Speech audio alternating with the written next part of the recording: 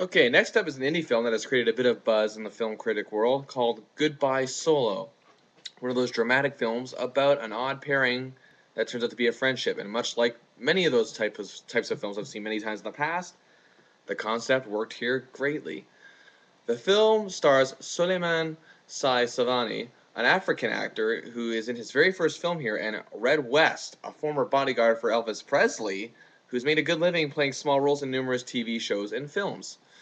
Savani plays Solo, a good-natured cab driver who, upon seeing this film, I actually thought was a cab driver just hired to do an indie film. It turns out he really is an actor. Now, Solo is a man who doesn't seem intimidated or shaken by much of the world around him.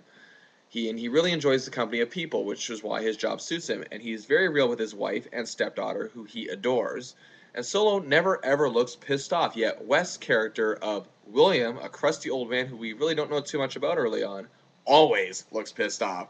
And I have to say right off that it seemed to just come naturally to these two. I am not sure what these two are like in real life, but I was so convinced these two men were playing themselves here. That you just don't find acting like that in many films, and that's why I think that only two unknowns in this type of movie could pull this type of role off.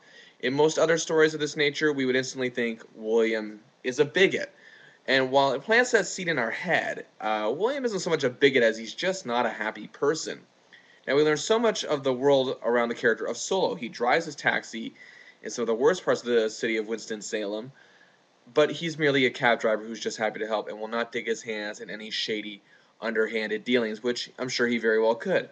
Now, the story progresses as William's cab driver every night after a night at a bar, say, pretty much turns out to be Solo. And Solo, for some reason, is drawn to this down and out man who has no thirst for life. And an odd bond forms between the two. It's almost as if Solo becomes protective of William. And despite William's reluctance of this friendship and relationship, we can tell that there's a deep mutual respect between these two. They each respect who each other is. Solo is just a man who just wants to do good and feels as if William needs it. And he does it for no reason other than his own kind-heartedness. He shows William the kind of friendship that has seemed to never existed in William's life. Now, the plot seems so simple, but somehow the characters just go above and beyond the plot, and that is what I love about this film. It gives it a subtle tone to their depth that is easy to understand just as long as you're paying attention, really, in this film. That's all it takes. Now, the objective of William's character's intentions are merely in our head. They are not the central point of this film, but it is still important. It's about both men being all the more wiser because of one another. And there's also some scenes where the young stepdaughter sees William as sort of like a grandfather figure, but this isn't just some cutesy-wootsy route that a Disney movie would take and that she's smarter than what the average child is supposed to be. This is a tried-and-true grandfather-granddaughter type relationship, and it is very well done realistically. She doesn't say dialogue that just seems odd for someone her age to say. She is she has the what do you call it?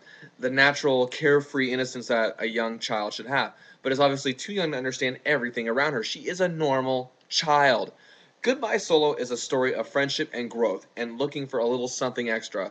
And it's the type of movie that's the very definition of what could be happening in one city or in this very city right this instant. It's about life, real life. And I almost felt like I was watching a documentary here, like a reality show. It's held together by its realism. Both leads are great here, but Salvani is the standout as Solo and is Oscar worthy here without a doubt. I don't know if this movie, due to the fact that it didn't have an MPAA rating in the States, applies to the Academy or not. I don't know, but it's probably just, it was too early in the year probably to even be considered, but still.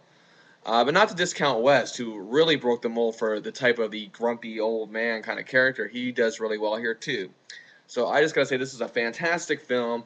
I don't think it's playing anywhere around here in Hamilton, but when it comes out on DVD, if you see it at Blockbuster, I'm sure you will, rent it.